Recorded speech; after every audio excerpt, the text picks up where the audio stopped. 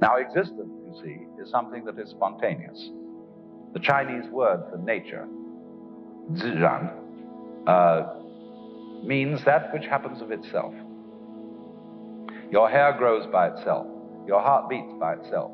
You breathe pretty much by itself. Your glands secrete their essences by themselves. You don't have voluntary control over these things. So we say it happens spontaneously. So when you go to sleep and you try to go to sleep, you interfere with the spontaneous process of going to sleep. Try to breathe, real hard, and you find you get balled up in your breathing. So, if you're going to be human, you just have to trust yourself to have bowel movements and go to sleep and digest your food. Of course, if something goes seriously wrong and you need a surgeon, that's another matter. But by and large, the healthy human being doesn't, right from the start of life, need surgical interference. And he lets it happen by itself. So with the whole picture, that is fundamental. You've got to let go and let it happen, because if you don't, you're going to be all clutched up. You're going to be constantly trying to do what can happen healthily only if you don't try. But we have a strange anxiety in it, that if we don't interfere, it won't happen. Now that's the root of an enormous amount of trouble.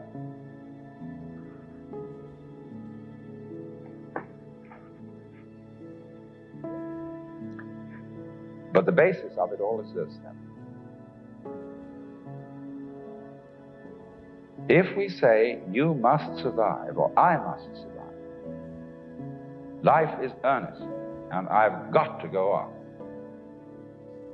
then your life is a drag and not a game. Now, it's my contention, my personal opinion, this is my basic metaphysical axiom, shall we put it that way, that existence, the physical universe, is basically playful. There is no necessity for it whatsoever. It isn't going anywhere. That is to say, it doesn't have some destination that it ought to arrive at. So then, in music, though, one doesn't make the end of a composition the point of the composition. If that were so, the best conductors would be those who played fastest. And there would be composers who wrote only finales. People go to concert just to hear one crashing chord, because that's the end. Same way in dancing. You don't aim at a particular spot in the room. That's where you should arrive. The whole point of the dancing is the dance. Now, but we don't see that as something brought by our education into our everyday conduct. We've got a system of schooling which gives a completely different impression. It's all grading. And what we do is we put the child into the corridor of this grade system with a kind of, come on, kitty, kitty, kitty. And yeah, you're going to kindergarten, you know. That's a great thing, because when you finish that, you'll get into first grade. And then, come on, first grade leads to second grade, and so on, and then you get out of grade school, you've got high school, and it's revving up, the thing is coming. Then you're going to go to college, and by Jove, then you get into graduate school, and when you're through with graduate school, you go out to join the world. And then you get into some racket where you're selling insurance, and they've got that quota to make, and you're going to make that, and all the time, this thing is coming. It's coming, it's coming, that great thing, the success you're working for. Then when you wake up one day about 40 years old, you say, my God, I've arrived. I'm there. And you don't feel very different from what you always felt. And there's a slight letdown because you feel it's a hoax.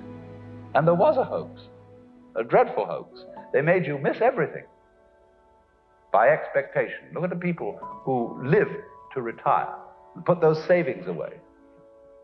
And then when they're 65, they don't have any energy left, they're more or less impotent, and they go and rot in an old people's senior citizens community. Because we've simply cheated ourselves the whole way down the line. We thought of life by analogy with a journey, with a pilgrimage, which had a serious purpose at the end, and the thing was to get to that end, success or whatever it is, or maybe heaven after you're dead. But we missed the point the whole way along. It was a musical thing, and you were supposed to sing or to dance while the music was being played. But you had to do that. You didn't let it happen. And so, in this way, the human being sometimes becomes an organism for self-frustration. Let's take Korzybski called man a time binder. That means that he's the animal peculiarly aware of the time sequence. And as a result of this, is able to do some very remarkable things. He can predict. He studies what's happened in the past, and he says the chances are so-and-so of that happening again. So he predicts. Well, this is very useful to be able to predict, because that has survival value. But at the same time, it creates anxiety. You pay for this increased survival ability involved in prediction by knowing that in the end you won't succeed. You're all going to fall apart by one way or another. It might happen tomorrow, it might happen 50 years from now. But it all comes apart in the end. And people get worried about that, they get anxious. So what they gained on the roundabout, they lost on the swings.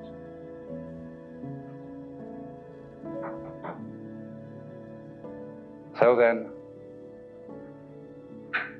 if you see, on the other hand, that existence, this is, as I said, my basic metaphysical assumption, which I won't conceal from you, that existence is musical in nature.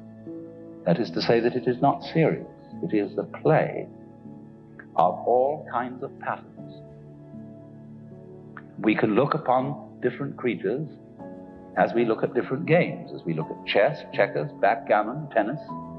There's the tree game, the beetle game, the grass game, or you can look at them as you look at different styles of music, mazurkas, waltzes, sonata, etc., etc., all down the line. There are all these different things doing their stuff. And they're going to do, you know, a different rhythm. And we're doing that. If you were in a flying saucer from Mars or somewhere, and you came and looked, try and make out what was living on this world, from about 10,000 feet at night, or early morning, you would see these great ganglia with tentacles going out all over the place. And early in the morning, you see little blobs of luminous particles going into the middle of them. See? And then in the late afternoon or early evening, it would spit them all out again. And they say, well, this thing breathes. And it does it in a special rhythm. It goes in and out, in and out, in and out once every 24 hours. But then it rests a day and doesn't spit so much. It just spits in a different way. That's a kind of irregularity. And then it starts spitting all over again the same way. Well, I say that's very interesting. That's this kind of thing we have. See? This is something that goes this way. Just like music goes... Did you ever see a lady go this way, go that way? That's what it does. And when people, when you think a bit what people really want to do with their time, what do they do when they're not being pushed around, somebody's telling them what to do? They like to go, they like to make rhythms. They listen to music, they dance, or they sing, or they do something of a rhythmic nature, playing cards, or bowling, or raising their elbows. Everybody wants to spend their time swinging. That's the nature of this whole thing we're in. See, it likes to swing. That's why it does it.